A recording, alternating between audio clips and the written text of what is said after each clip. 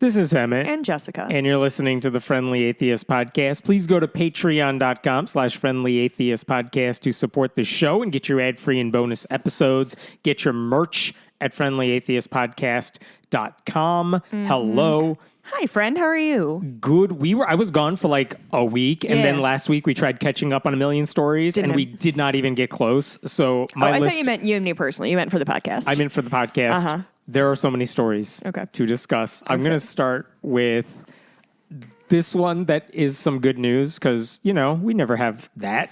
No. We don't get that anymore. So the state of Washington has just passed a bill that is actually good and amazing when it comes to the stuff we talk about. Oh, Christiana has been keeping us up to date on this. That's right. Podcast listener, fan of the show.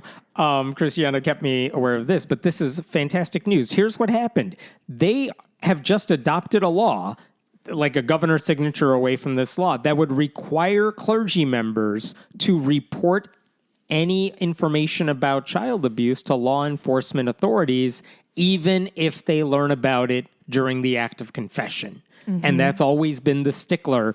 Do you make clergy members mandated reporters? And they said, it's fine. We're happy to do that. We support protecting kids. Yeah. Okay, well, what if an abuser comes into the confession booth and says, I've committed a grave sin? And I can't wait to do it again. Right. And at that point, the priest the Catholic Church has always said, well, if they confessed it in confessional, it's sacred. We can't protect kids then. It's sacred. Spooky. And this law says, no, you're mandated reporters. And just because you hear about something in confession doesn't mean you get absolved. You're not immune from being a mandated reporter because of where you hear about this stuff. Yeah. Do you want to go over what a mandated reporter is? So basically, what this bill does is it adds, quote, members of the clergy to the list of mandated reporters in the state. And basically what that means is if you're in certain positions of authority, let's say a public school teacher, and you find out that a child is a victim of abuse or someone is committing an act of abuse, you cannot just keep that information to yourself. You have to inform, say, a social worker, a higher up, law enforcement, whatever it is. You are mandated by law to give that information. It is not your job to say your secret is safe with me, which might be an instinct, but you got to tell someone about it. And this says clergy members have to do that too. And in a lot of states where they have tried to pass laws like this, the church members have said, look, we will allow you to make religious leaders mandated reporters as well. But if they are Mormon, if they're Jehovah's Witnesses, if they are Catholic, and they say we hear about it during something that's meant to be private, like a confession booth, that stuff has to say secret. Our religious rules require that stuff to remain secret. And so there's been this tension over, I don't care what your religious beliefs are, you don't get to keep this secret. And we have heard instances of abusers who have confessed to their sins because it gives them some clear conscience somehow, and then just go on and do it over and over again, even though other people had knowledge this was happening. That's what this is trying to prevent. Yeah, honestly, that's part of the thing that is a little like the most insidious maybe of this all is that they are giving abusers or criminals or whatever a space to sort of unburden themselves and you're allowing these people to unburden themselves and, that can make you feel better. So if you go in and say, oh, I harmed this child, it's been weighing on my head and my heart, you go into confession, you get to tell somebody, you get to be told you're absolved after you do 10 Hail Marys or whatever, and then move on with your life. And so, not only are you protecting the people who are, harming children, you're also encouraging and comforting them in their act. Yeah. And I don't think we should be doing that. Now, this is interesting. A bunch of they have been trying to pass this bill for several years now. Yeah. And Catholic lobbyists have always said you're singling out priests, and that's unfair. Lawyers don't have to reveal private communication with their clients. If you're a doctor-patient relationship and your patient says something, doctors don't have to reveal that. That's actually a lie. Yeah, Washington law already says, even if it's privileged communication that is meant to be kept secret, those rules do not apply when it comes to the abuse of children. Yeah, and this bill would extend that rule to priests. It's just not in the same part of the law. So that's where they're getting this information from. But it would do the same thing. And in the past, when Democrats have tried to file versions of this bill, like, for example, a couple years ago, Senator Noelle Frame, she had to compromise and include a carve-out for penitential communications, saying fine priests or mandated reporters, but not in the confessional booth. Which renders the whole thing useless. Right. A version of the bill that she sponsored in 2023 said if priests suspect abuse and then it's confirmed through confession, then they have to report it to authorities. But if they learned about the abuse solely through the confessional booth, they can sit on that information. She didn't want to make that change, but she's like, oh my God, I want to do something. And if that's the compromise, you guys need to move this a little forward, okay? But you get the idea. This is what Democrats, this is what people trying to fight for this have had to deal with. Hemant, it's not unlike the Civil Rights Act of 1957, which I just read about. You read one book and now you cite it every day. I read 3 books. I finished the 3rd LBJ book, and I did it in a bar, and I announced it to my friend, and the bartenders applauded me. Congratulations. That's the saddest, whitest thing I've ever heard. So embarrassing. My life is terrible. That bill that said if you only learn about abuse through the act of confession, then you can keep it a secret or something. That bill died only a couple years ago. Why? Because as they were getting this bill through the system and everyone has to vote on it, the state's attorney general announced that, 3 separate Catholic dioceses are being investigated for sex abuse by clergy members. Uh-oh. And so then all of a sudden a bunch of lawmakers said, I don't think we want any exceptions for priests. And wait, they fixed it in the right way? They wanted to fix it the right way, but then time ran out before they could pass the bill.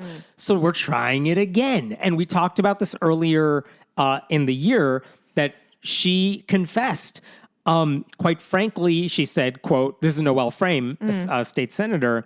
She said, it made it hard for me at a personal level to stomach any argument about religious freedom being more important than preventing the abuse, including the sexual abuse of children. And then she added, this one is personal for me as a survivor of sexual abuse myself, and abuse that only stopped when I told a mandated reporter, which was a teacher. And she went on to say, quote, I'm just here to say for those who I tried to work with, I'm really sorry that I don't feel like I can make a compromise for you anymore. And I stand by the bill with no exemption. Now, we talked about that when she filed it. And what has happened since then is that this has kept moving slowly. Like, Republicans did try to inject poisonous amendments into this bill. Like what? Several of the amendments would have just taken out if you hear about it in confession, it's private, which defeats the whole heart of the bill. Yeah.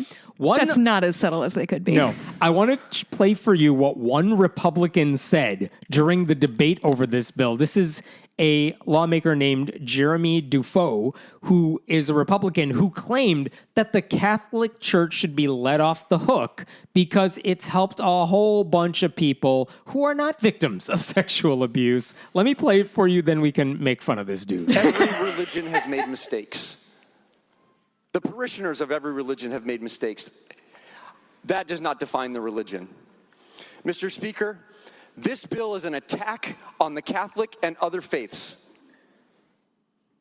The Catholic faith Is he going to cry for us? has helped billions of people around the world do good for their neighbors, their states, their communities, their families. Talking about negative instances that have happened. He's going to make himself cry. And need to be addressed and need to be fixed. Do not define the Catholic faith. Do not define the billions of people who practice the Catholic faith today around the world and the hundreds of billions, perhaps even trillions, who have practiced it throughout history. Trillions? The belief in Jesus Christ has the ability to change and save the world. And a government does not have the ability or the authority under the state constitution or the U.S. Constitution to undermine that or attack that in any way. Vote no on this bill. Okay, he said a lot of things That there. was literally the definition of sound and fury signifying nothing. He said nothing substantive in that speech, but he wound himself out so hard. Did you have video of it? Did he cry? He did not cry on Listen, camera. I'm not making fun of people who cry. I cry almost every single day. But just the way he was obviously trying to wind himself up like a bad actor was extremely funny. Every religion has made mistakes. Stop treating the Catholic Church like we're wrong. Maybe even trillions of people, Hammett. Trillions of people. Because those ants are apparently Catholic too, I guess. There's 6 billion people on Earth. And in history, there have apparently been gazillions of people. There have been hundreds of billions This of idea people. that we're singling out Catholics. One, the bill does not single out Catholics. Back to a hit dog will holler.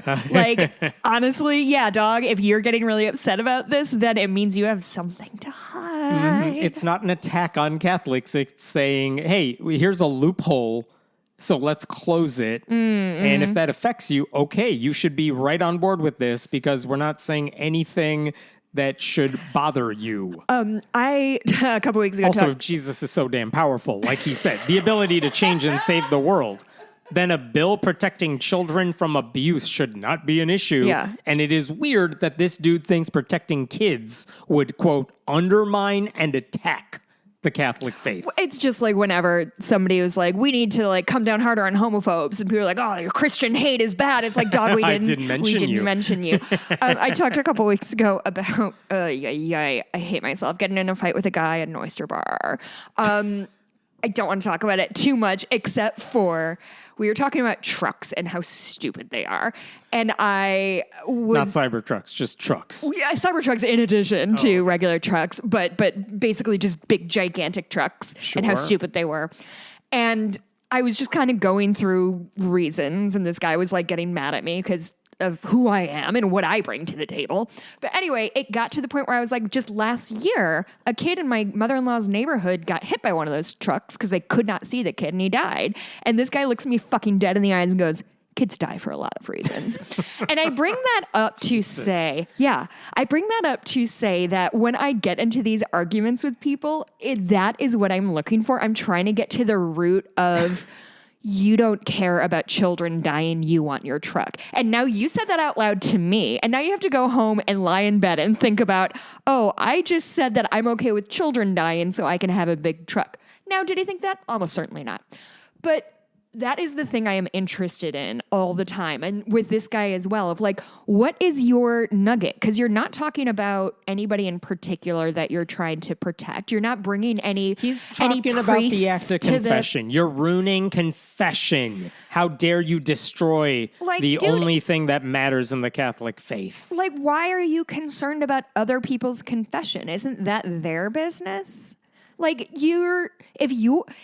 listen, I know that's very much like, I don't have anything to hide, so why should I be afraid of the NSA or whatever? But also, like, there's no way I'm ever going to confess that I fucking molested a kid or murdered somebody. So and we've been demonetized. Shut up. Carry on. I'm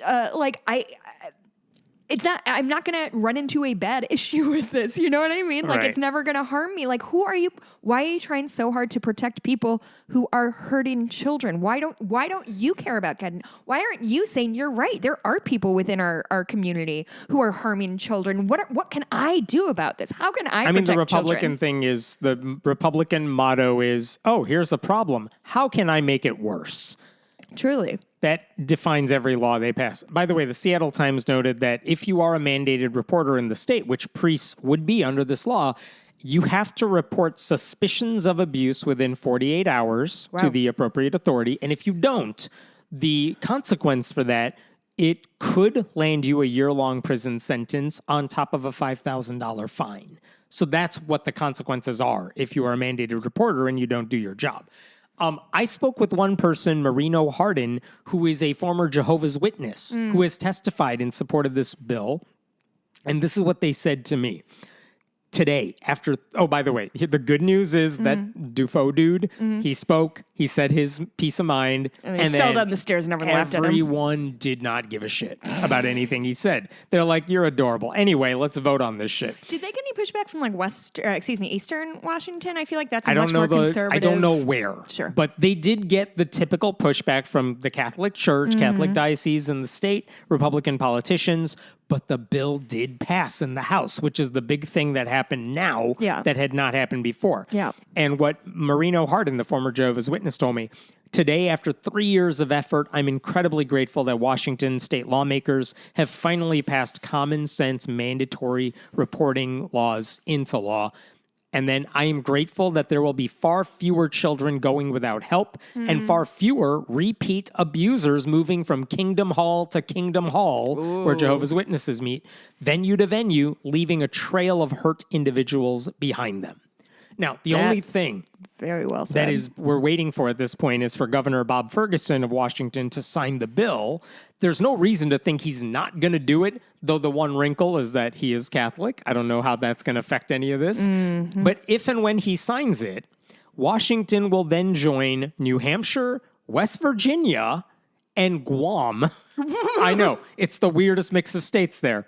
New Hampshire, West Virginia, and Guam as the only places in the U.S. where formal confessions of sexual abuse would not be exempt from mandatory reporting rules. Sorry, those 3 states just kind of broke my brain. I know. West Virginia surprised me. I'm like, I think they just forgot. Yeah, maybe. To exempt priests from the rules. Wow. But there you go. That's wild. New Hampshire doesn't surprise me. New Hampshire has its own shit going on. I thought Guam would have been pretty Catholic too, but apparently they are like, no, we care about children more than we do. I don't want to shock you, but I don't know much about Guam. That's all right. Okay. Let me jump to a different story that I saw the headline and it made me laugh and then I cried because that's how these stories work. Great. Here's the question. What do Catholics believe? When does life begin according to the Catholic Church? Conception, which they think is when the egg is fertilized. Pretty much, yeah. From the moment of conception, the Catholic Church says it is a living, breathing, everyone is pro-life from that moment on. And you know what's interesting about the medical view of that? They don't give a shit. That is correct. Nobody in the medical universe is worried about the moment of conception except for these firmly a religious jobs. belief right there. And that's why they're opposed to contraception, because you're getting in the way of that. That's why they definitely oppose abortion pills and abortion in general, all that stuff. Now, here's the story that is disturbing. Because can I just a little bit about like the birth control system? Because if they decide that conception is when the egg meets the sperm, then that gives them a lot more wiggle room because because a lot of contraceptives work. Like I have an IUD, it works that nothing can implant in my uterus. It's agitated out of there. So in their view, that is an abortion because that little clump of cells could not find purchase in my barren uterus. And so I don't know, I just think it's important to know that like when they are playing with these when life starts, it's because they're getting into the nitty-gritty of how birth control works. Like, for example, I don't know why, like, the birth control pill would not be okay in Catholicism because it's before. It's before. You're not dropping an egg. Mm-hmm. Like, so Anyway, nope. I think it's interesting when they decide they want to use science and when they don't. I find it fascinating. For the Catholic Church, sex only counts, and you're only allowed to have it if it's supposed to lead to procreation. Right. And anything getting in the way of it afterwards is evil. That can't says be a bunch of virgins. Like, what if you're postmenopausal or then you end of list? What if you can't have kids anymore? You can't have sex anymore? That's exactly how it works, says the I know Pope. a lot of Catholics, and they're horn dogs. That's not. I don't know what that means. That doesn't mean anything to me. So here's the sad story. Yeah. In 2021, there was a woman named Miranda Anderson. She was 34 weeks pregnant. She wants to have this baby. She was transferred. This is, I have to remind myself what state this is happening, and this is in Iowa. Miranda Anderson was transferred to a Catholic hospital called Mercy One, their obstetrics emergency unit, because she started to have complications. Did we cover this before? We did not. Okay. So she was evaluated and monitored, and they said, look, we're just going to send you home after 2 days. And she did. She went home. And when she went to go see her doctor a few days after that, the doctor found that, hey, the fetus is no longer viable. And devastating, obviously, to any family that wants to have a child. But the thing is, they said, we just went to the hospital and they said everything is fine. And no, they should have caught the fact that had you helped me deliver this baby early, which they could have done, there was a chance this baby could have survived. And that's what they were deeply upset about. That they 34 weeks, that's not that early. Right. Like you could do this. You could have an emergency situation here. And so Miranda and her husband Landon then sued Mercy One and Catholic Health Initiatives Iowa, which is the overseeing company, for medical malpractice. They said doctors there should have recognized the situation and recommend that she deliver the baby early when it was still alive. Now, Mercy One and the Catholic Health Initiatives Iowa, they deny any wrongdoing. So they're currently in court debating how much malpractice, if any, the hospital system needs to pay to this family. That's the situation. Now, here's where it gets interesting.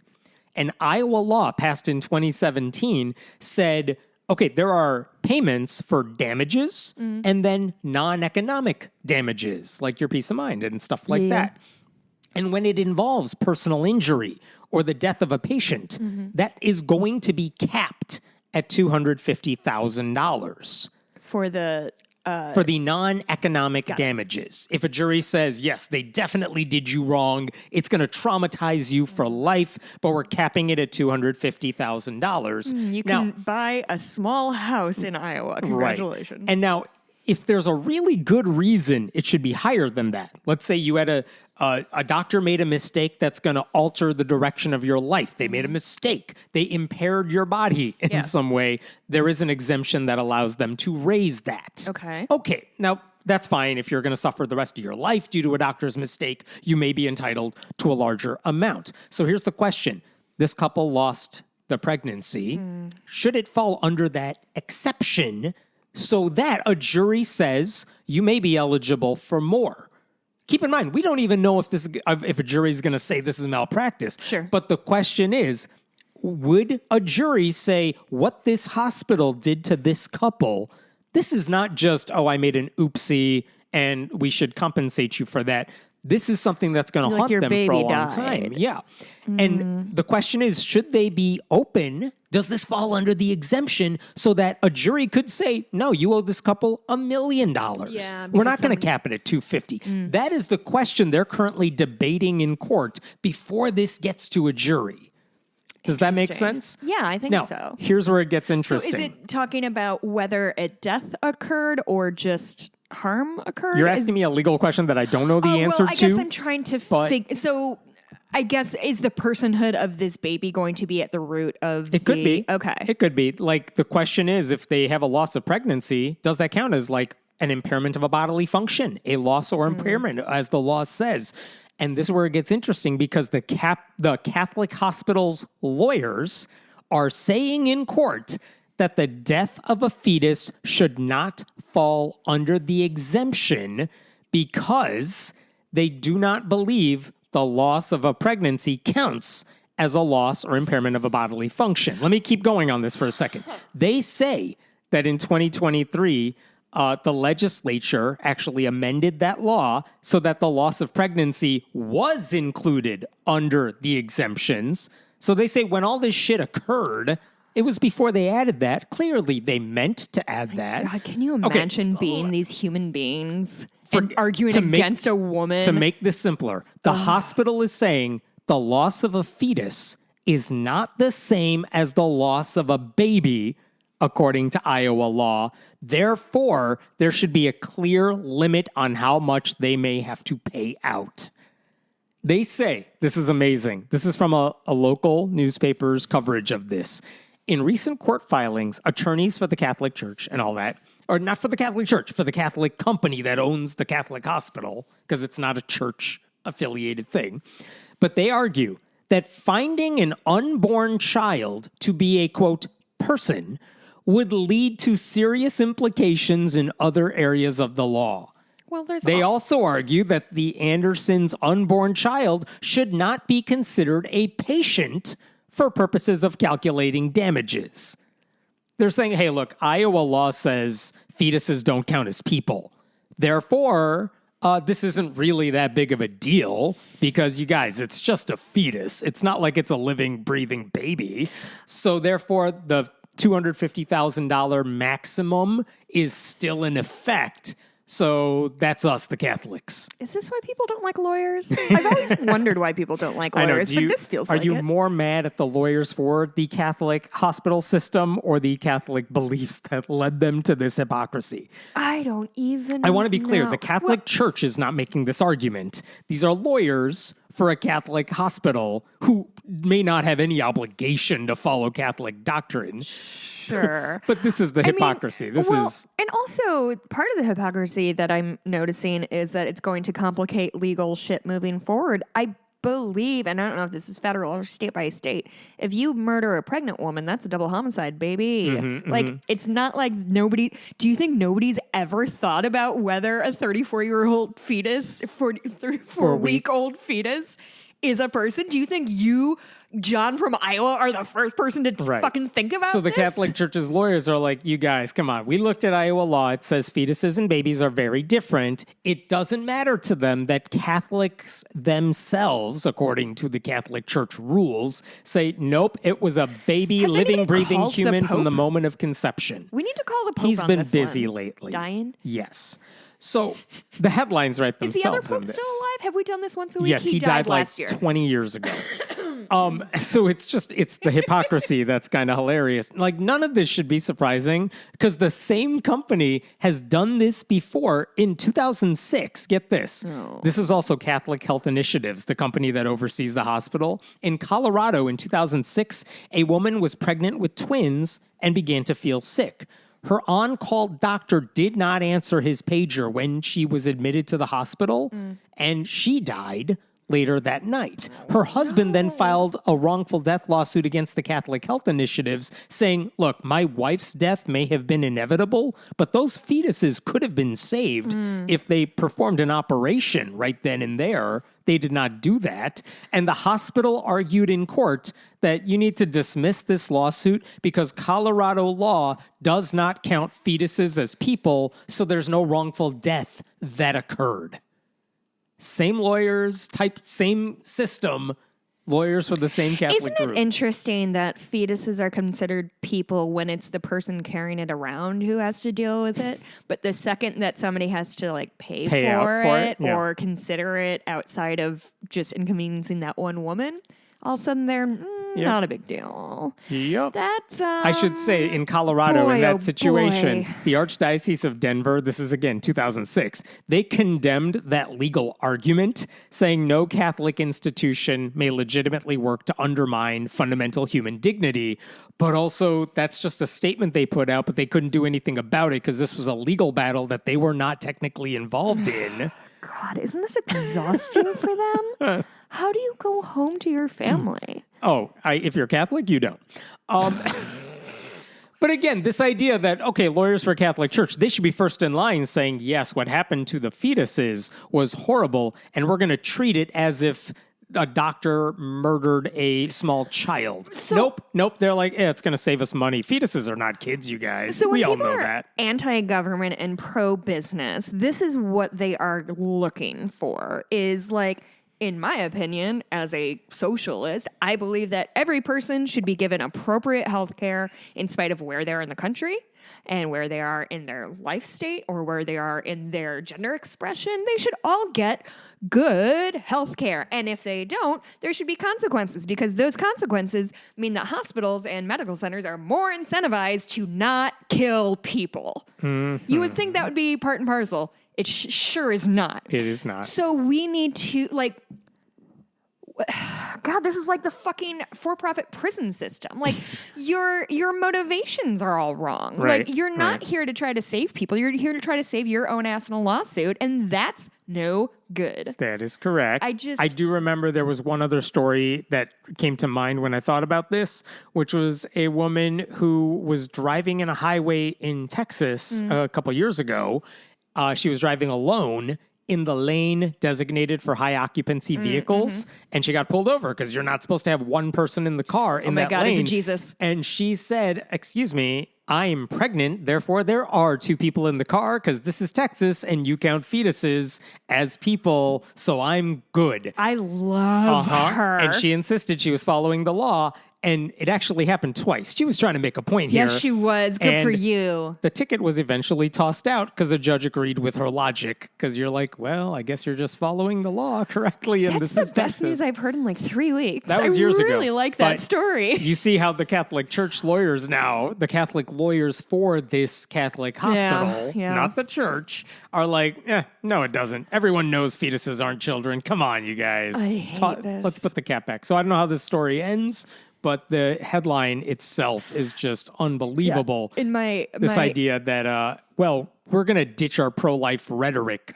because we want to avoid soon as paying it's out all this inconvenient. malpractice. Well, the way that they're pro-life but pro-execution. Oh, yeah.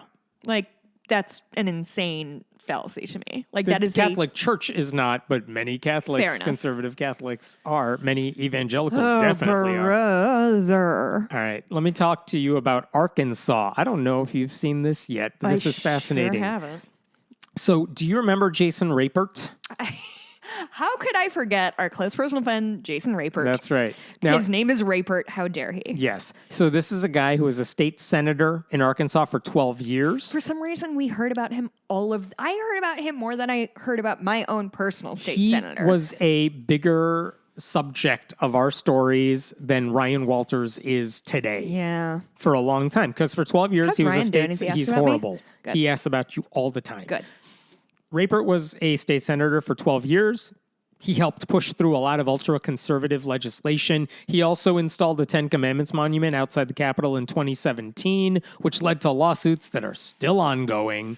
And then in 2022, he's like, I'm going to quit because I'm going to run for lieutenant governor with Sarah Huckabee Sanders. And then Republicans are like, dude, we don't like you. And then he lost in the primary, and he never became lieutenant governor. Is that what happened to him? That's why he's no longer was in... he running for governor or was he No, running for lieutenant governor. Separately. You elect them separately. Oh, do you? Yeah. And he just fucking lost to a different Republican mega person. So since God, then, I he love has spent watching all these of his boys fall. he has spent all of his time running a group called the National Association of Christian Lawmakers, which I will give him credit. NACL, because they're the salt of the earth, is a very good name for a group. Is very. Do you think that's on Right. purpose? Yes. That's good. But that's what he's been doing it. for then. So he's basically bringing together Christian nationalist lawmakers from all over the country so they can meet each other, hand out like drafts of legislation they should be passing in their respective states, and make sure that they can get as close to a theocracy as possible. Yeah, finally. So that's what he's been doing, working in the nonprofit sector in that sense. And he's still just as harmful as he always was. But in 2023, he kind of returned to the political arena because that November, again, November 2023, Okay. Sarah Huckabee Sanders, now the governor of Arkansas, says, I'm going to appoint you, Jason Rapert, to the Arkansas State Library Board, which is a small group that controls some of the funding that goes to libraries across the state. I hate this It's already. a 7-member board. You can appoint one person every year, and they have terms of 7 years. So, like, one person gets switched out every 7 years. And they only meet like once every 3 months, like 4 times a year. Sounds like a And full-time they- job to me. It is very much let's give the libraries the funding they need to do the work that they do. And she was appointing him to that board in the hopes that it would, I don't know, lean conservative for a library board. So what did he do once he got on the board? He said, let's block funding for 3 giant library systems because they are allowing kids to check out LGBTQ books. And we can't have that happening. Yeah. And With all that's happening in the world this right was now. clearly the only problem in Arkansas. How are these people so fucking stupid is my real genuine question. He's- How could they possibly look at the world around us and be like, it's the problem Those- is gay books? Those 3 library systems, they actually sued the state. This is how they got on his radar. They sued the state because lawmakers passed basically an obscenity law. They said, the law said you're going to keep harmful content out of the hands of children, but they never defined harmful. So it could just be whatever conservatives said was harmful, Yeah. which is like books with gay people in it. Right. And then it also punished librarians who allowed kids to check out those books. Finally, we're coming for the And so fucking librarians. those 3 library systems sued the state, saying this is unconstitutional, this Yeah. is censorship, Yeah. and a judge actually prevented that law from going into effect. So Rapert was arguing that 3 of the plaintiffs in that lawsuit, the big library systems in like Fayetteville and places like that, they shouldn't get any public dollars, at least until the lawsuit is resolved. And the good news is that the other members of the board, including, by the way, the other person who was appointed to the board alongside Rapert, like around Yeah. that time, said, no, we're not. We're going to give them the money they need. The legal issue is a separate issue, Yeah. but that's not our issue. Oh, we're you going to mean- keep doing our work. You mean the role of government isn't to be vindictive against its people? That's Yeah. so weird. Actually, one of the members of the library board said at the time, if we did withhold funds, that would not only hurt the library as a building or as an agency, it would hurt the entire community. Yeah. And so eventually the board agreed to give the state funds to all the eligible libraries, and that was about $200,000 to those 3 systems in particular. These people do not care about non-Christians. Right. They don't care about them. So- They don't think they're worthy of their time. That was just like Rapert's first meeting. That's the shit he was trying to stir when he got on this board. And he's spent the past, since again, November 2023, he spent all this time trying to destroy public libraries. And all the people then who rely on public Hey, libraries. thanks, Sarah. Thanks know. for throwing him there. That's great. Thank mean, you, Sarah. It's not like she did it on accident. That was the goal. That was the goal, to have Fucking 7 hate people that eventually bitch. on that. It's like the Supreme Court. Republicans' goal is to have like Clarence Thomas times 9, and they'll just slowly work their way to get there. Now, here's the thing. So far, Jason Rapert has always been outnumbered by more sensible members. Uh-oh. Like, at first, it was all 6 of them voted against his proposal Yeah. in 2023. But lately, certain votes have gone like 4-3 against him, not 6-1. So he's closer, And is but it's this not people there yet. cycling out or him just being Some fucking cycling- exhausting? I think it's cycling out. But it became so frustrating to him that he keeps losing all these things, these battles he's fighting, that last year he complained on Facebook that the library board had become a hostile work environment. They meet 4 times a year for like a couple hours. And he said, this is happening because everyone hates the fact that he is a, quote, what? White man? Christian white male.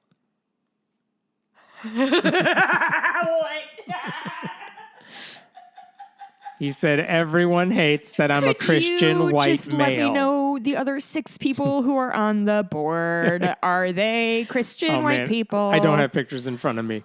I'm Are- guessing they are probably mostly Christian, though. These people Anyway. are so obsessed with the idea of being oppressed. Like, So- it truly is like, it's like scoring a touchdown and then crying to the ref that everybody didn't stop and look at your dance. Like, what is he talking about? You're in Arkansas. Yeah. So, I mean, all he had to do is just wait it out. He's on there for 7 years. If you wait like another year, Huckabee Sanders will appoint like another person, and then you'll probably have your He majority. waited like 3 years to be vice governor, and that didn't shake out. He's Yeah. running out of time. He's like Alexander Hamilton. There Why do you you go. write like There you're running you out of go. time? I need to get these books out of the hands of children. So when the board met last month for one of their 4 meetings for the year, Rapert's like, I got 2 ideas this time. Oh, great. Idea 1, let's withhold all sexually explicit material from kids. Which again, how do you want to define sexually explicit? A book about a young adult novel about a kid who's coming to terms with who they are or exploring, that would be sexually explicit. I did read a lot of sexy books Right? in high school, and There to be you honest. go. And another motion, the second motion, is to sever ties between the state library, the official like Arkansas State Library, and the American Library Association, which conservatives think is like some liberal crazy place. Now, those were the 2 ideas he brought to the table. They both failed, 4-3. But again, 4-3 is not 6-1. That's Nope, scary. it is not close, or it's, But it's- it's not far enough for me. So again, all Rapert has to do is wait it out. He'll get his majority and then things will be bad. But he's tired of waiting. So then here's what he posts November of 2024 on Facebook. Okay. Open letter to the Arkansas State Legislature. protect our children from sexually explicit materials. Basically, he says, look at what happened at the last meeting, you guys. Here's the link. You can listen to it. And they all said no. Can you believe it? Can you believe it?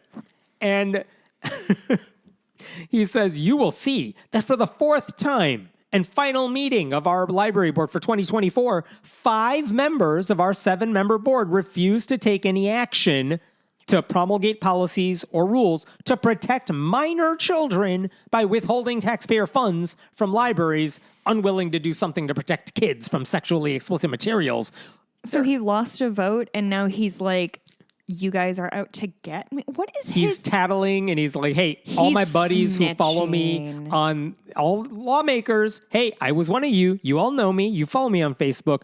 So here's what he writes. This is, again, November 2024. After spending 1 year on this board, I am of the opinion that the state of Arkansas would be better served if the Arkansas legislature would abolish this board completely and turn over all responsibility and authority for distributing the library funding to the Secretary of Education and the Department of Education, basically Republican places in the state of Arkansas. And he said each appointed member of the 7-member board is appointed to serve a 7-year term. It'll take years for Governor Sarah Huckabee Sanders to replace enough members on this board to make a difference. The children of Arkansas need the Arkansas legislature to take a stand. This goes on for a while.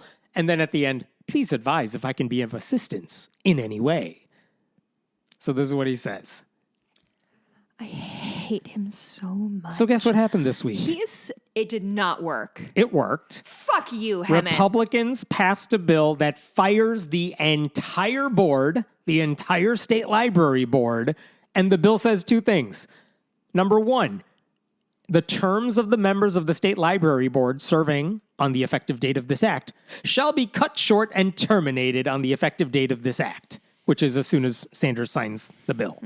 Part 2, in place of the members whose terms were cut short and terminated under this bill, the governor shall appoint 7 new members of the state library board. Forget the Department of Education. Why do we want anyone doing that? Just give it to the Republican governor. Let her appoint all of their replacements right now. So it started with we need to eliminate this department and transfer it over to the Department of Education, which I can see why that feels like a small government responsible thing to do. So he gets what he wants, but instead of sending it over, they're just like hitting reset on their game and starting again with and saying, 7 hey, lives. Governor Huckabee Sanders, you can just appoint 7 dudes like Jason Rapert, and that way we could just do whatever the fuck we want. And this is... Does Jason Rapert have kids? I believe so. Okay, I'm just wondering what is going on with him? That They he's hate him is so probably the answer. His I kids assume. hate him? I have to assume that. I mean, he probably... I don't know this. I'm not going to accuse him of hitting his children, but if he did, if he was the kind of person who hit his children, I mean, he is one of those feel good about. disciplinary types. Oh, I don't yeah. know what he does in his private life. But here's the thing. But it's our business, according to him. Oh, everything everyone else does is our business, including what he reads in the privacy of his home, apparently. So this bill, normally bills take months to get through. They filed this bill about 1 week ago. It was passed in the Senate immediately, and then the House voted for it extremely quickly. There was actually another bill on the table to give the Department of Education the power to replace the board members, and then this bill, which said, no, just let Sanders Proposed do by it. Jason? No, he has no power. He's just Who proposed it then? some Republican. Doesn't matter. Remember, he wrote that open letter. Hey, buddies, you guys remember me. I'm your guy. I used to work with you. So can one of you just do this? And then one of them did it, and they passed it in a week. But I thought he was a white Christian man, so he couldn't get what he wanted. No, I'm sorry. They're oppressed. You don't understand. Why don't you have some sympathy for the white men out there who are Christian? Democrats didn't have the numbers to stop this, but they did speak out against it. Andrew Collins, a representative from Little Rock, a Democrat, said the bill shows that lawmakers will, quote, allow our boards to be bullied and then dismissed. To fire a board because it doesn't bow to the whims of one of us is just not the way this process is supposed to work. They genuinely were doing their jobs in the way they thought was best, and that's what we should expect of any board. Which is very true. But again, that's not the quality Republicans prize. And so now they're going to get what they want. They'll just replace all the members. And technically that means Jason Rapert's been fired from the board as well, but there's no reason he can't just be reappointed. Yeah, I assume he's... I assume that is what's going to happen. I would really like if he... The only kind of good end of the story would be if he didn't get reassigned to that. It wouldn't matter. It wouldn't matter. No, I right? know, but then it would be a little bit of a Ryan Walters thing of like, you fucked everything up to get what you wanted, and you still didn't get what you wanted. But and he like, did. And this is what Jason Rapert says. Evan, No, can you give me something? not this one. Because here's what Jason Rapert said at the end. This is a victory. Oh, Thank fuck you you to the Arkansas legislature, hashtag Arkansas for some reason, which doesn't make sense, for taking action and passing this bill. My mission was accomplished. Now, hopefully, we will get a new state library board that knows it is wrong to allow sexually explicit materials to be accessible by children. He doesn't really say anything about whether he wants to be back on the board or not, but it doesn't matter if he's not on there because we know who Sanders is going to appoint, people just like him. And he doesn't need to be part of that because he got what he wanted. Just so you know, in the past, his list of objectionable books included Genderqueer and This Book is Gay, both of which focus on LGBTQ themes. And really nothing, it's not like they were trying to ban 50 Shades of Grey from getting in the hands of children. It was really YA novels that just discuss what kids might be thinking around that age and experimenting around that age. If I know this is a cliche, but if this guy actually wanted to prevent kids from reading books that include depictions of sexual assault and sex, start with the Bible and go after every pastor in the state. But of course, none of them want to do that because Christianity always gets an exception. It's everyone else who has to suffer just because he is too immature to handle these types of topics. And now because of Republicans, think about what's going to happen. Libraries are going to get defunded if they give kids easy access to these books. Like what they want is for libraries to be treated like Blockbuster Video decades ago, where you hide the explicit content behind a special room and you got to go into them. That's what they want to do with like young adult novels that include what they think is inappropriate. You can't just get them off the shelves and check them out. You need like a parent permission slip, or you need to go to a special evil section of the library. And librarians cannot recommend any of those books. That's where they want this to go. And libraries, unfortunately, are in the position where if they want the funding they need, they're going to have to go along with it. But actually getting students to read books that might appeal to them, they can't just do that because Sarah and Jason are going to come after them.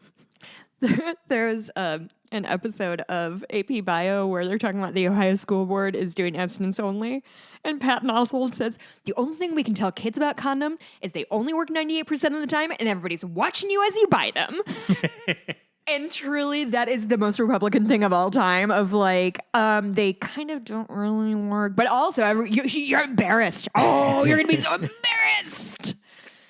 Oh, these fucking people. Imagine if they put their collective will into something that helped anybody.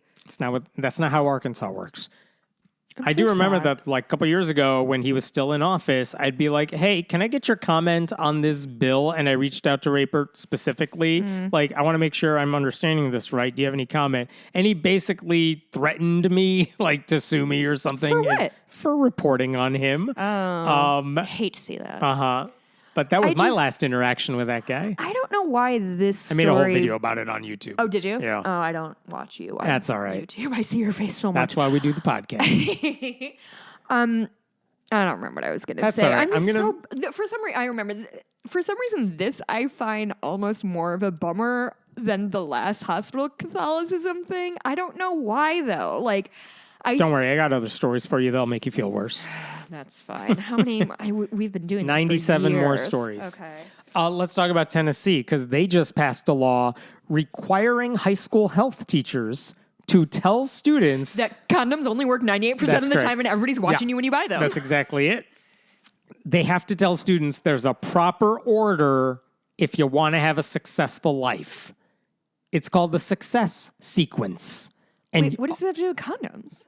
You're the one that brought that up. Oh, this is just nothing to sex. do with condoms. I thought you said condoms. I thought. No, I'm just humoring you. I hate All you. right, so this Senate bad bill, which show. now It's just awaits the governor's signature, it says kids have to be taught a success sequence. and it means doing the following 4 things in order. Is it an acrostic? It's A, B, C, D. Oh. You have to do these things if you want to have the best chance for a successful life. I guess them. Number 1. Abstain. No, actually has nothing to do with sex directly. What? I know. I was surprised Number too. 1, Al Bundy. Close enough. Number 1, obtain a high school diploma or the high school equivalency credential, a GED. Oh, attain is the A. I mean, get it. I Graduate understand. from high school or get your GED. B, enter the workforce or pursue a post-secondary degree or credential. So go to college or get a job. Number 3, enter into marriage. Number 4, have children. Oh. Yeah. What if, say, you did 1, 2, 3 of those? I'm sorry. Did I say there were exceptions to the success sequence? Is that why I'm not successful? Because I couldn't have children? That's correct. Oh, shoot. Had you just followed the rules they are laying out for you in order. I did. I graduated high school. What's the second one? Went to college. Went to college, got a degree, Get have married. had several jobs, gotten Yes. fired from a few of them, got married, Yep. and then D is have children. And the implication is if you don't do any of these things, or even worse, you do them out of order. oh, can you imagine? Then you're just setting yourself up for brother. failure. So this is drafted. This is a bill that was actually drafted by the Heritage Foundation, the group behind Project 2025. I'm irrationally annoyed that it's not an acrostic for success, or is it an A for abstain, B for big business or whatever. Yeah. They just fuck this shit. The lady who sponsored this bill in Tennessee is also one of those right-wing conspiracy theorists who falsely claimed kids were dressing up as furries and using litter boxes in classrooms. So she's crazy. She's the one who sponsored this. And she explains why it's a really inelegant piece of writing. Yeah, Janice Bowling is her name. And she said, some children are not privileged to recognize that or live within that. They don't understand that this is the best path to success. And she said, quote, in these classes, these children will be given this key to success.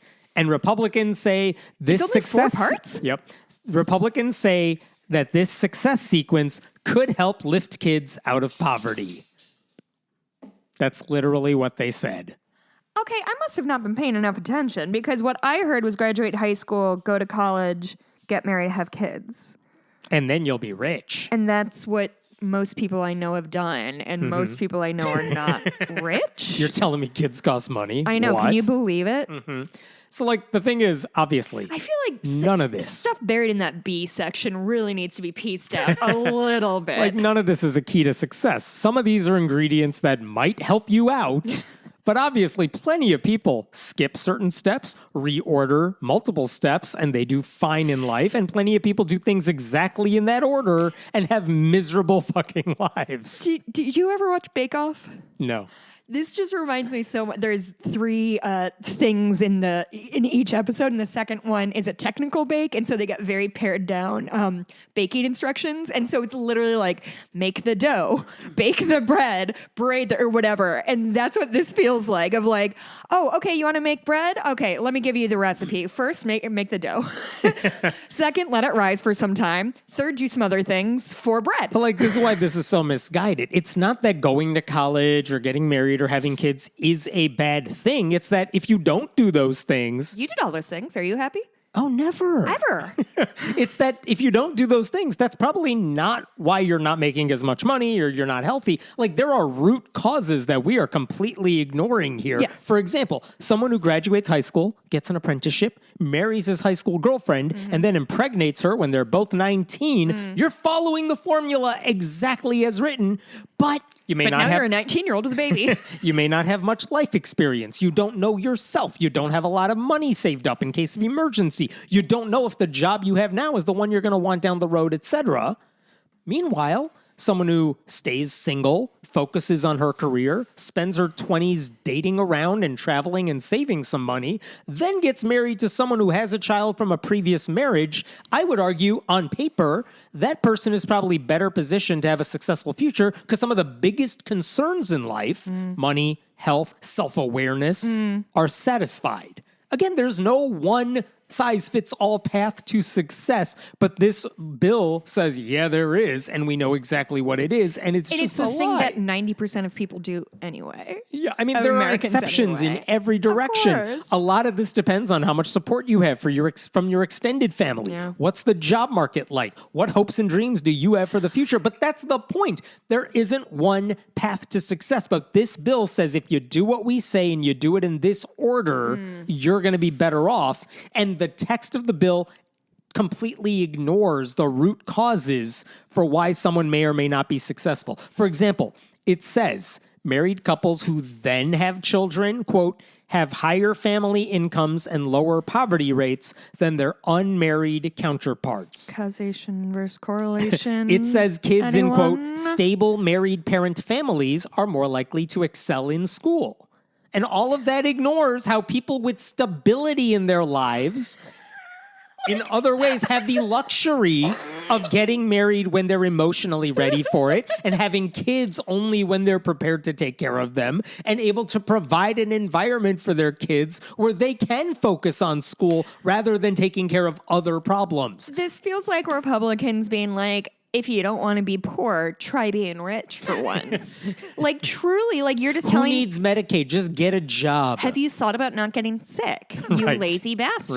Right. Like, It also says kids who are not raised in a home with married parents are, quote, twice as likely to end up in jail or prison before reaching 30 years of age. well, I think Which, we again, could probably look at some statistics for inner city kids who tend to lose their family for their parents for low level drug offenses, and therefore the state makes their family a single family home or a single parent home, and now they're gonna don't have any opportunities, so they're going to follow in the same footsteps as the people they knew how. If you're living in a home where married parents argue all the time or have to work multiple jobs to make ends meet, I mean, that's on paper far worse for kids than someone who's living in a home with a single parent who is available for them in the evenings. There are other factors, is all I'm saying here. But instead of creating the conditions for all children to have the best chance of success, however they want to define it, these Republicans are passing a dumb checklist, then patting themselves on their back for doing the bare minimum while ignoring all the conditions that put people in harm's way.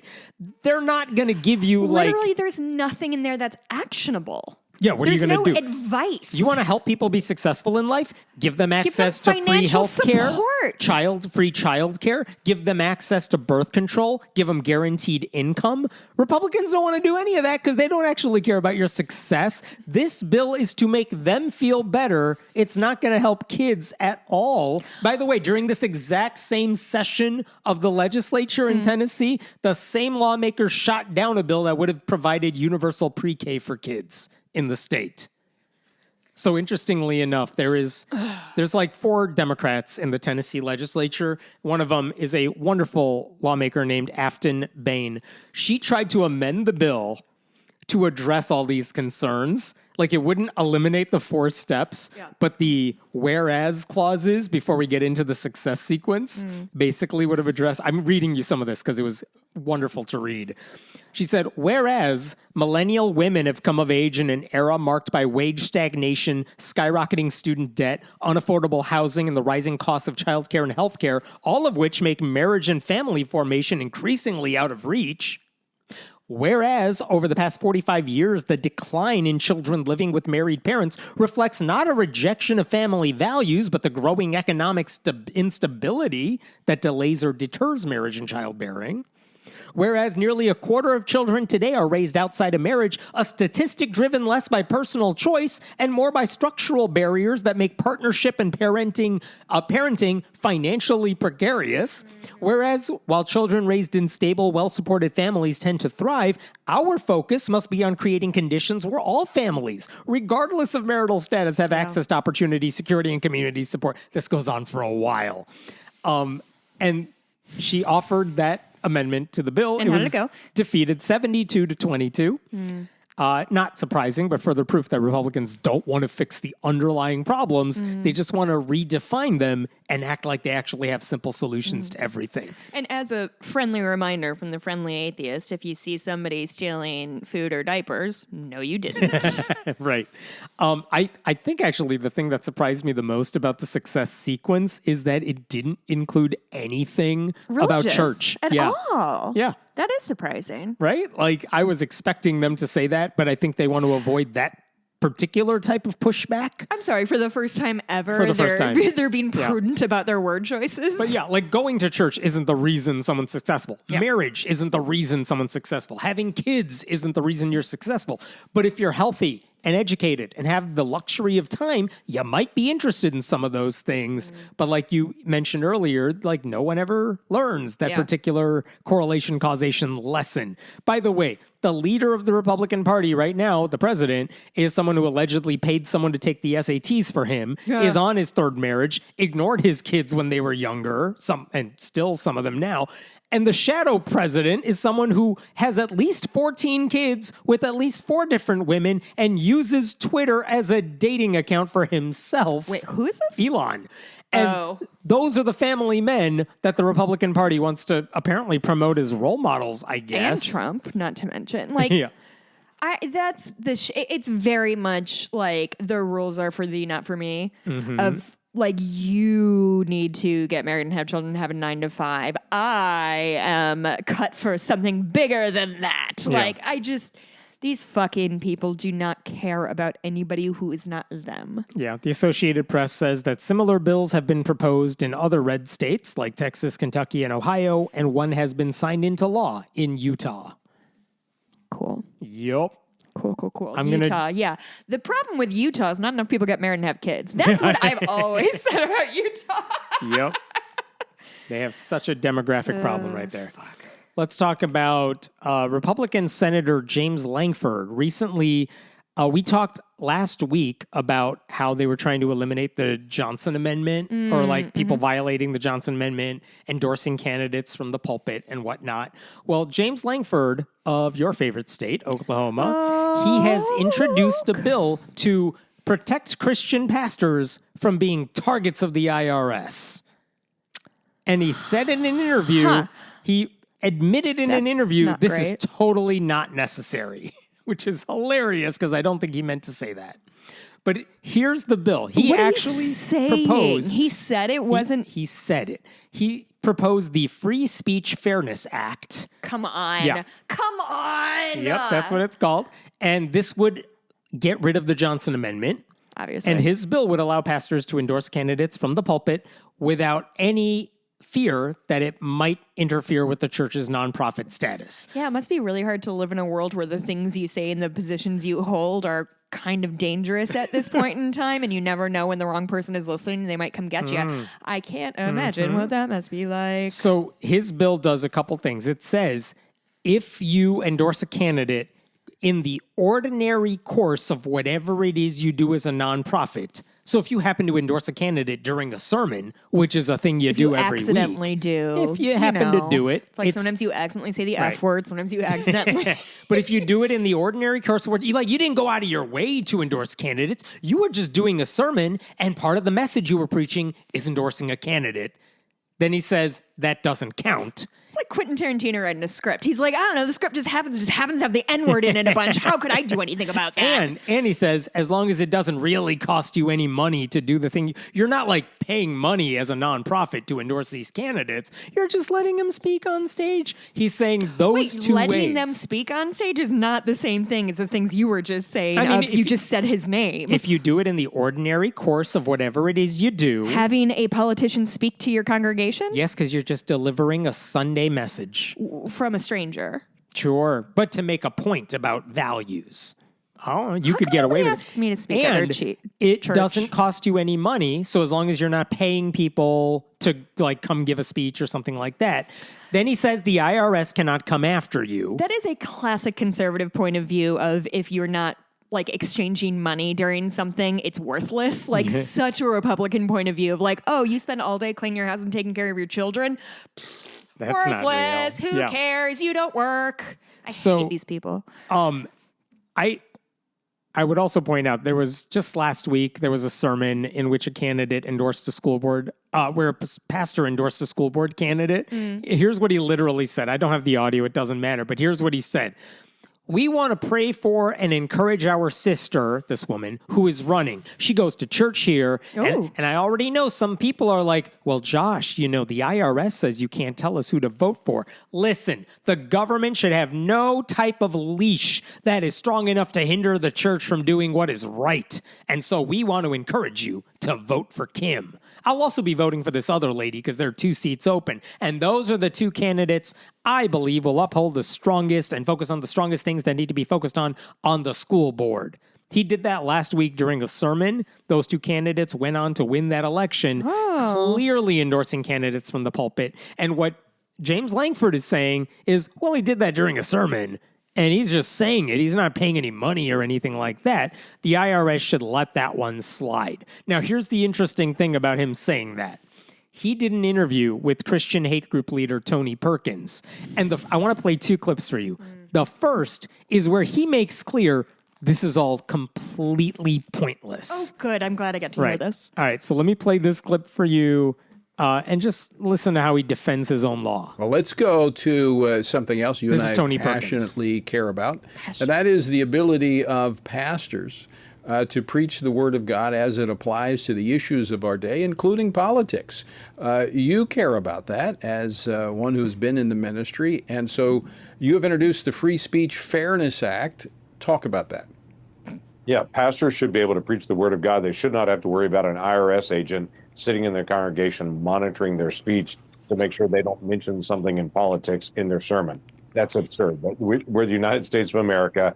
Pastors have First Amendment rights, just like every single American has First Amendment rights. Why we even discuss this at all is because decades ago, something was added to the IRS rules called the Johnson Amendment that says if a church endorses some political candidate, and again, that's up to the interpretation of the IRS agent, what that actually means, then they could actually have IRS take away their nonprofit status. So churches often live in fear of something that has literally never happened to any church, but they just live in fear of that. Right. So it restrains their speech. So all I'm trying to do is be able to clarify and say, pastors have the same free speech rights as everyone else. Now, I don't believe pastors should preach politics all the time. I think they should talk about Jesus and salvation and the goodness and grace of God all the time. I think that should be their obsession to be able to talk about. But when things like abortion come up or marriage comes up or so many other things, or when there's an election coming and they encourage people to go vote or say there's an obvious candidate here that shares our values, they shouldn't be restrained from that either. And so this gives an opportunity for people to just freely speak as every other American. Quite frankly, churches that are more left-leaning, they talk about politics all the time. They endorse candidates all the time and don't live in fear of the IRS because there's a belief that they have, they're not going to come after us, we're on the left. It's only going to come after churches on the right on that. We need to be able to make sure this is very clear. The IRS doesn't have the authority to go monitor the speech of pastors and of church leaders. Let's have them do tax collection. That's what their job is, not monitoring free speech. There is so much wrong with everything he just said. It's hard to know where to begin, but let me start with the thing that's happened to literally no church ever, in his own words. He literally said, the churches often live in fear of something that has literally never happened to any church, but they live in fear of it. Yeah, because they're dumb. Like, I don't care if you're scared of the boogeyman. We shouldn't pass laws to literally punish the boogeyman. Like, what are you doing? I'll believe that when I see it, that they're actually afraid. And also the thing about, well, liberals do it. Oh, we'll get to there in a second. So he says there's a legitimate fear that pastors shouldn't have to worry about an IRS agent sitting in their congregation monitoring their speech. That does not happen. A lot of people who attend church on their own are not listening to the sermon, much less looking over it. But he ignores how some pastors have endorsed Republican candidates from the pulpit and then literally send videos of them doing it to the IRS They're because baiting them. they wanted to bait them and then nothing happened. Yeah. He also admits IRS agents have never revoked a church's tax-exempt status just because a pastor talked about politics during a sermon. He said it has literally never happened to any church, so then why is this necessary? It's not.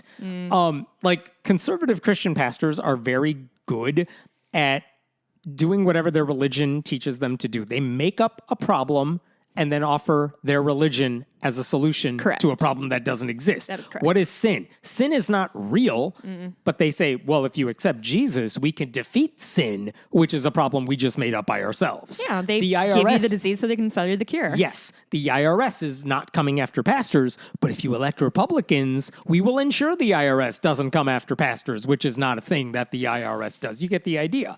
He says pastors are too scared to talk about abortion and marriage, which is shocking to anyone who's ever listened to a conservative sermon, because guess what? They absolutely can talk about abortion and marriage. No one's arguing that IRS should punish any church that speaks about issues as dumb as their beliefs are. Right. Pastors can talk about culture wars all they want. The only thing they can't do is endorse candidates. And Lankford just tosses that in like they are afraid of talking about marriage or abortion or endorsing candidates. Like, dude, one of those things is not like the other. You can totally do the first ones. That's why every nonprofit group that is issue-oriented can advocate for whatever it is they're fighting for without a problem, but they don't endorse candidates.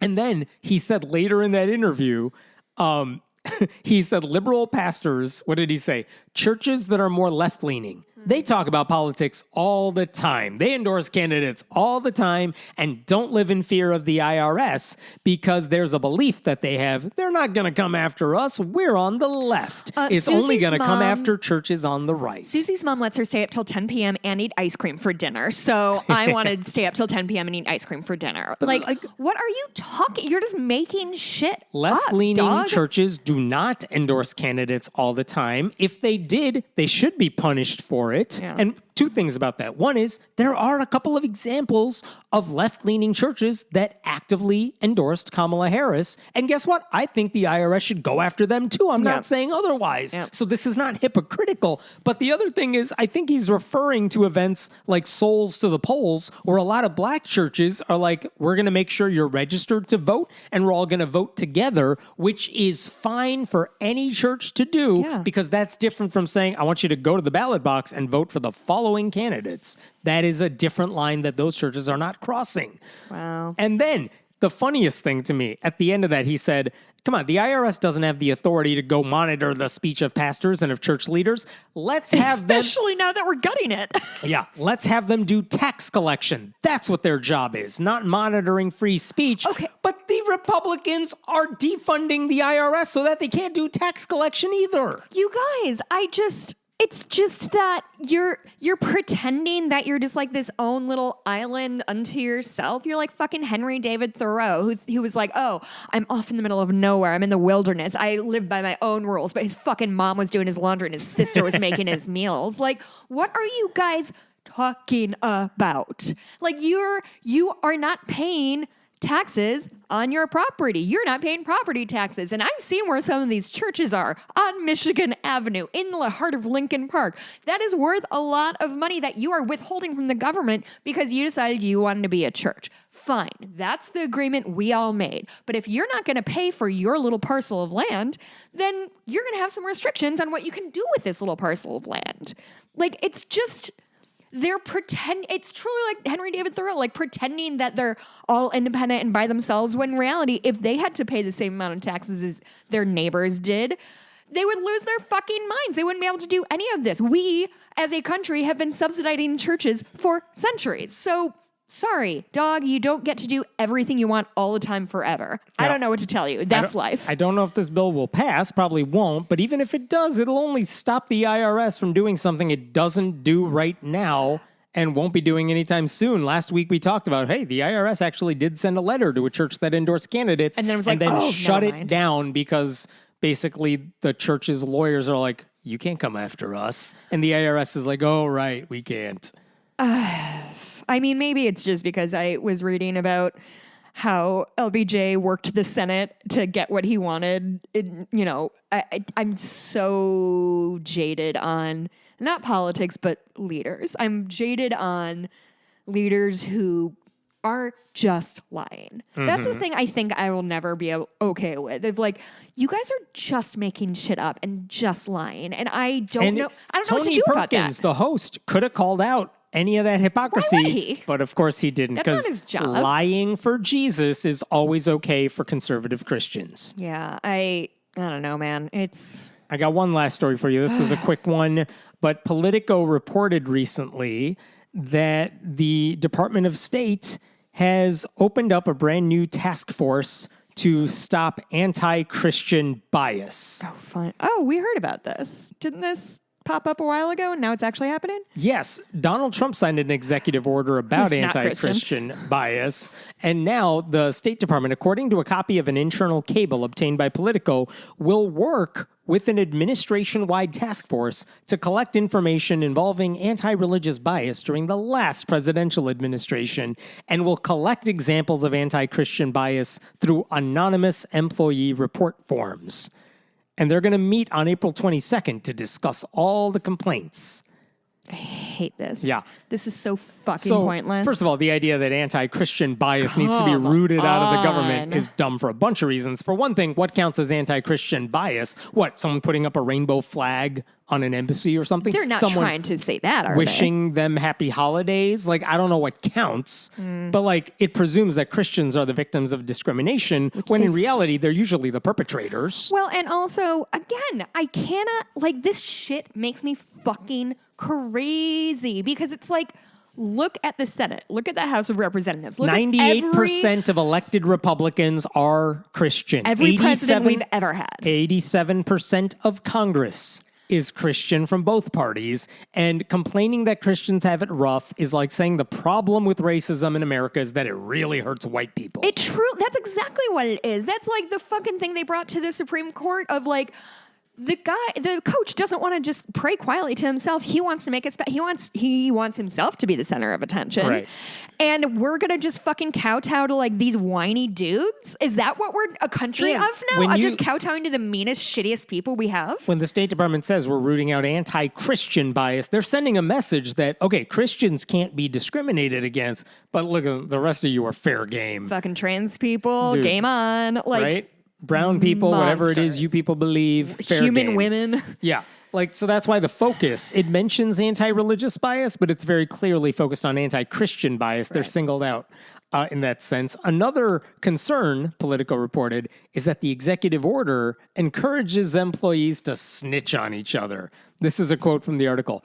It's very Handmaid's Tale-esque, said one State Department official who was granted anonymity because they're not allowed to speak about this stuff, blah, blah, blah. Now, again, Trump in February announced the formation of a Justice Department task force to root out anti-Christian bias in the government.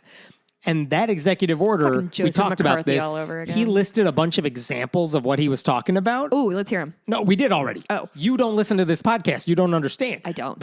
But when we dug through some of those stories, it became clear none of them were examples of anti-Christian bias. Cool. Like, if Christians were ever punished, it's because they were violating the law or being assholes, not because people opposed their faith. Yeah. But the State Department's executive order is just following what the Trump administration demanded they do, root out anti-Christian bias that doesn't exist at the expense of all the other actual problems in the agencies. What do they think it looks like? I guess I'm confused about what they think is anti-Christian. Like, what is happening that's If you want a real anti-Christian? example of a Christian getting harassed for their beliefs, it's not like you have to look far, because in January, right after Trump was inaugurated, a religious leader asked Trump to follow Jesus and have mercy on the marginalized. Oh, yeah. And Republicans responded by saying she needed to be added to the deportation list.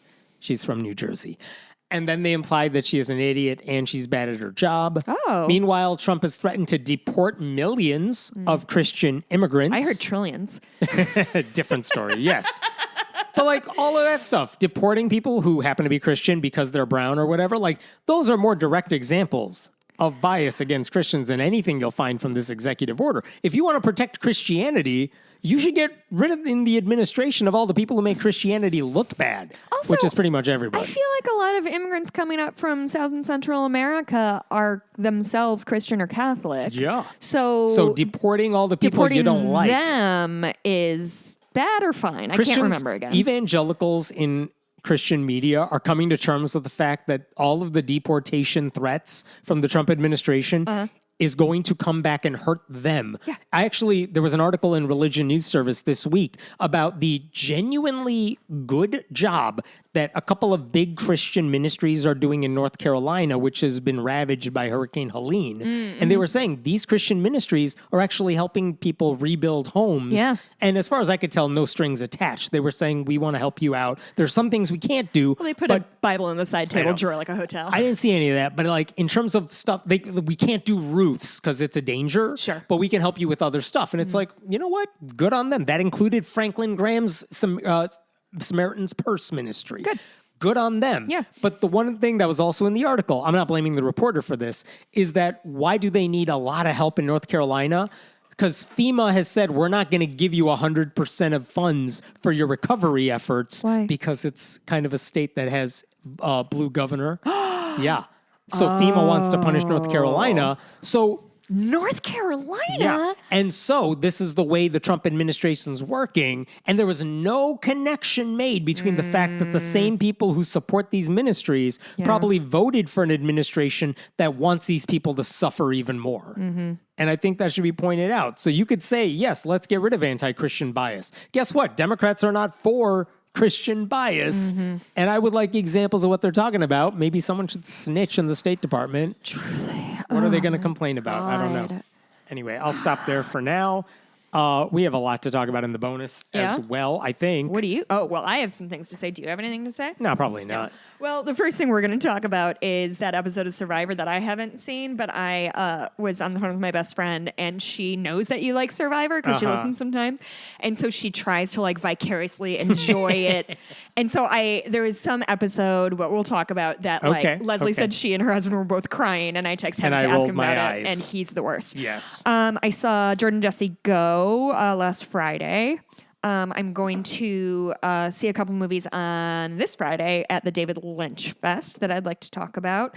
And I also watched the show Man on the Inside and cried my little heart out. All right. You can support this podcast by going to patreon.com/friendlyatheistpodcast. Hey, gang, not to be whatever about this, but you might have noticed we're not running a lot of ads because the entire advertising market in podcasts has fallen out. So if you like what you do, and listen, we're not owned by a company. We don't report to anybody. It's just him and I at my stupid fucking kitchen table trying to do this work. If you have the means to support us, we really, really do appreciate it. And depend on it. I want to be very clear. Our advertising money is gone. You can always leave a review like this one from Quantum Drive, your new t-shirt. Love the show. Jess, you just created y'all's next t-shirt. That's between me, God, and Monkey Fur Coat. I don't know what you just said or what the shirt's going to say. It said, that's between me, God, and Monkey Fur Coat, because I thought that pastor was wearing a monkey fur. It turned out it was mink. But remember that pastor was wearing his fancy coat while being like, nice. Probably give me money. I don't know. That's what I assume. Anyway, talk to you guys next week. All right. We'll see you Thanks, next everyone. week. Bye.